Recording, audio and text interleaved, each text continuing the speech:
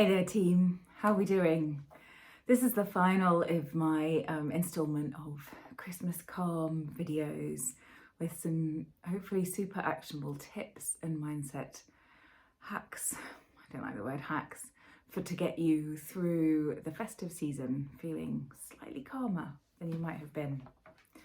There is a lot of joy, right? There's loads of joy. I love the joy the kids have, the anticipation. I love that sense of joy as you drive down a street where there are loads of twinkly lights.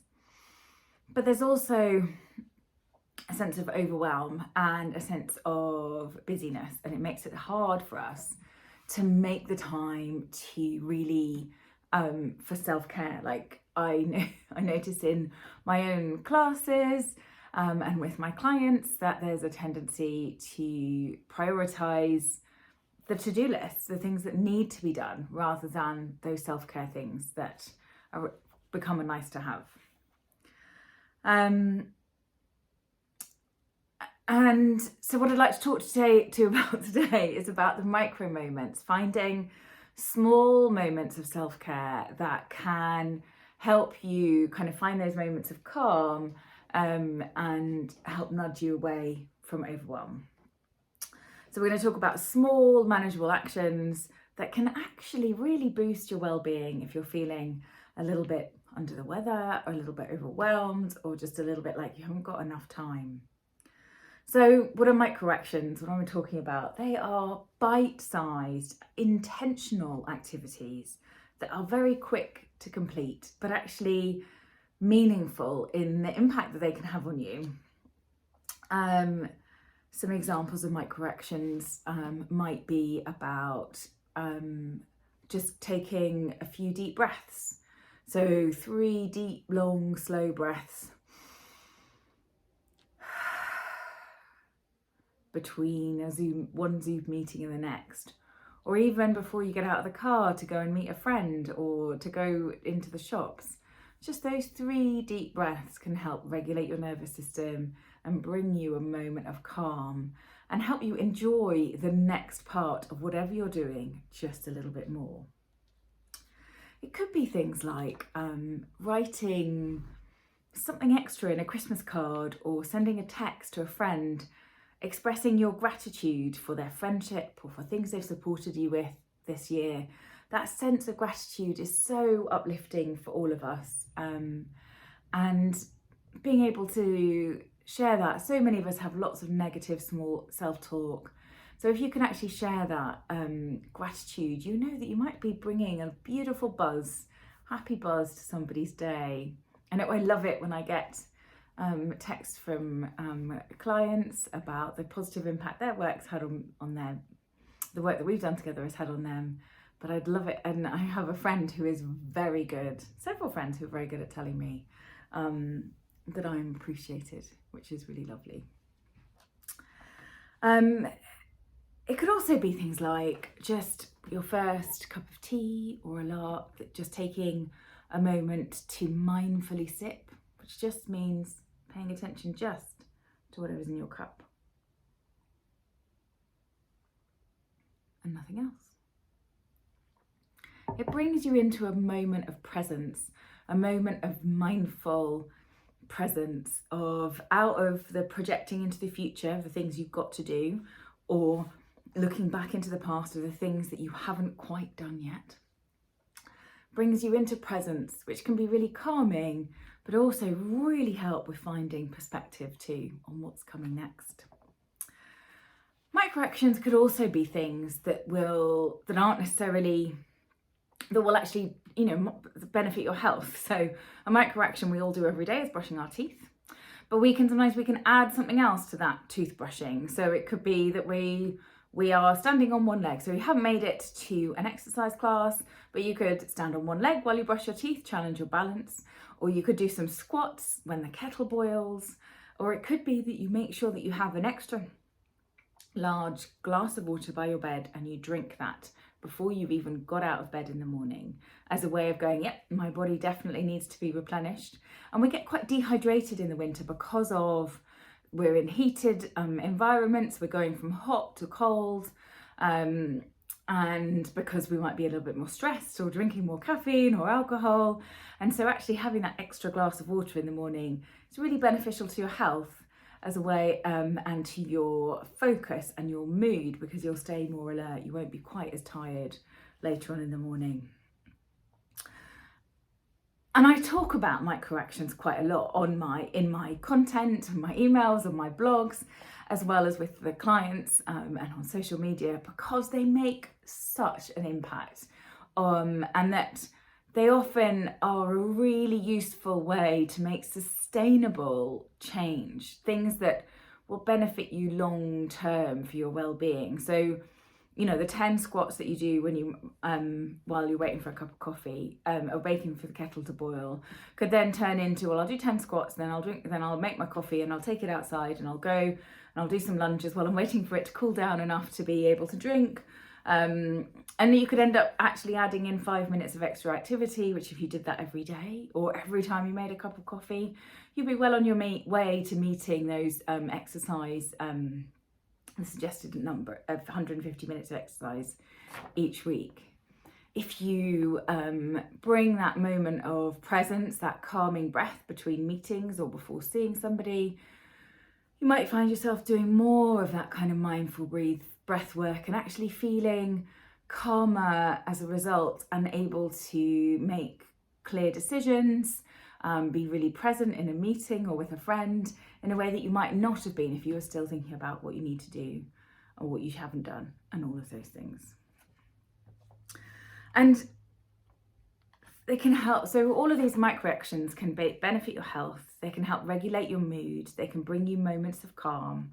They can bring you moments of happiness, of joy. And there's lots and lots of evidence. I don't know if anyone's read James Clear's book on atomic habits, and BJ Fogg's book on tiny habits. He's bringing together so much evidence around the benefits of building these tiny habits for long-term positive habit generation. But in the context of today, it's really about making sure that you are feeling calmer, that you are still looking after yourself. I start every day and I become very I kind of more mindful of it in the run up to Christmas and in busy phases. I try and start every day with a moment for me, with me time. I tend to wake up early, so that makes it easier. And I will make myself a cup of hot lemon and ginger, and I will sit and do a 5 to 10 minute meditation, sometimes listening to one, sometimes simply breath work.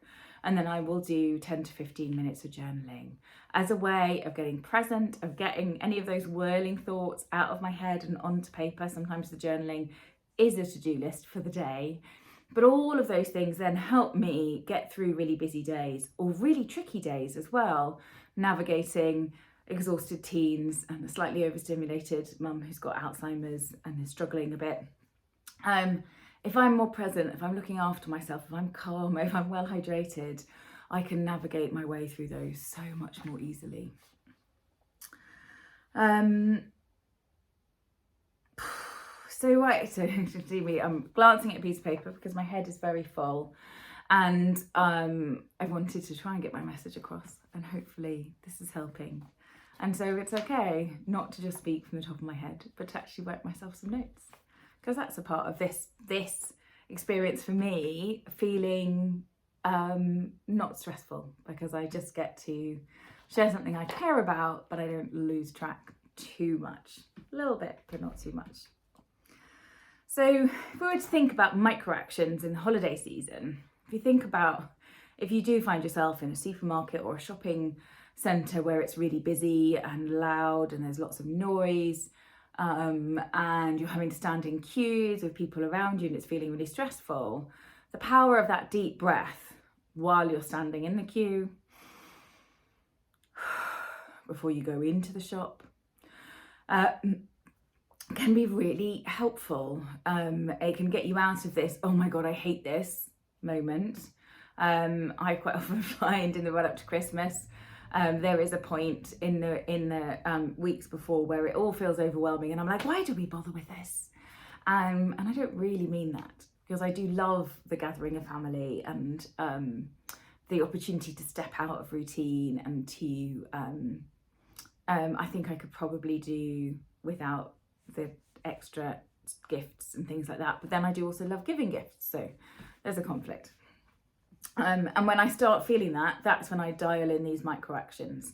So make sure that I really do my morning meditation and journaling. Make sure that I kind of after the kids have gone out the door, I'll then make myself a cup of coffee or cacao, and I'll go stand outside in the garden just for a few minutes to get myself kind of centered and ready for the day ahead. I also, a micro action can be about some point in November blocking time in your diary in December, so you don't find yourself overscheduled in the evenings at the weekends. There was nothing in our diary last weekend apart from my daughter's rugby match, as a way of actually saying, you know, we're not going to go Christmas shopping, we're not going to go out and do the things that we need 2 weeks before Christmas, a lovely, calm, quiet weekend. And then the space then was made available for me to meet up with a couple of friends who we just went for a walk and a talk and came back again. No drinking, no meal, no complexity. And it was lovely to feel that sense of freedom that sometimes we don't have in the run up to Christmas. It can be useful to practice gratitude. Even in a time when it feels like you are the one that is giving to everyone else. Why should you give gratitude as well? But at the end of the day, it can be really helpful to practice to just spend a couple of minutes thinking about the things that you're grateful for, whether it is your beautiful Christmas tree, mine is full of the kids' ornaments, whether it is you're grateful to yourself for having that glass of water in the morning, or of having family that you will see over Christmas or not see because you've made a choice not to. That gratitude, there's lots of evidence around gratitude and how powerful it is for mood and depression, and it's not an overnight fix, but regularly practicing that can actually just, and again, it gets you present and it helps you to stop those whirling, swirling thoughts.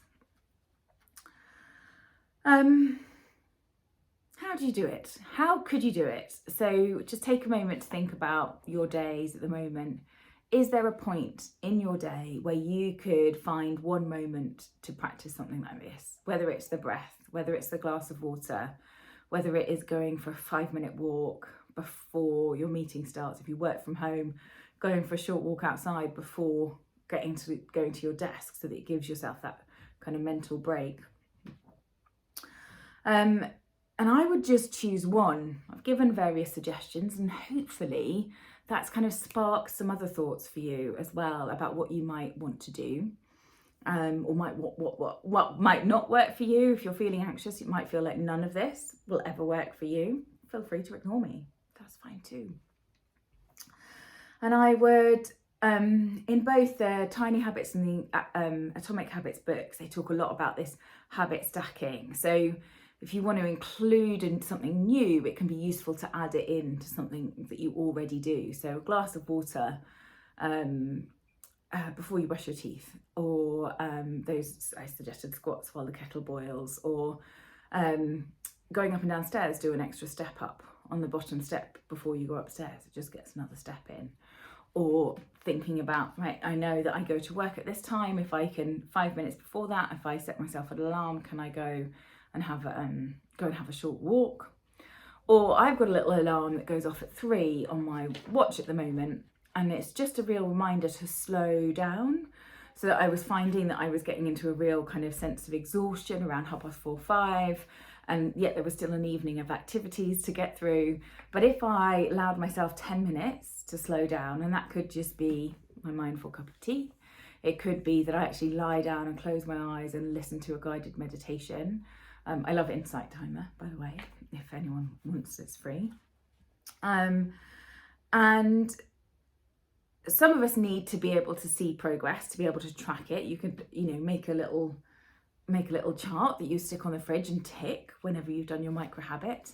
And sometimes that can help for the first few days. But my accountability comes from that little alarm on my watch. And a lot of the other habits are kind of pretty much ingrained for me now. but there's always, oh my goodness, there's always room for improvement. So I was talking about, so just to recap quickly, thank you for staying with me this long. 15 minutes is actually a lot of attention for this time of year. So if you've made it to the end, that's your micro action ticked off. Big time for today, well done. But if you've made it this far, just a reminder that micro actions can be really beneficial, and they can be really beneficial to your health and your calm and your well-being, and they don't obviously need to take an awful lot of time. They can be really useful to dial these in busy seasons. I'd love for you to think about one small action you could try today after you've switched off this video. Perhaps take a deep breath and exhale either through your mouth or your nose, but make it a really emphatic inhale. Go and download Insight Timer, or go and make yourself a cup of tea and do some squats.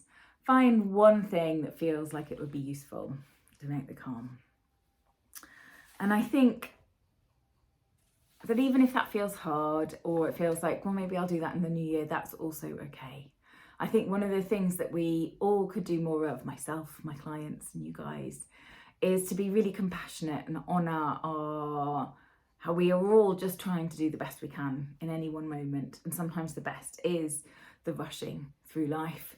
And if we can find the occasional punctuation mark, whether it's a breath or a sit down or closing your eyes or just saying no, going back to my first video in this series about boundaries, all of these can be really beneficial. So thank you for being with me. Thank you for sharing this little series with me. I hope that you've gained something to help you with your calm Christmas preparations, and that these are ideas that are just as great for everyday life as they are in the festive season, but perhaps just a little bit more important this time of year. We started off by talking about boundaries, and we've ended with mentioning boundaries again.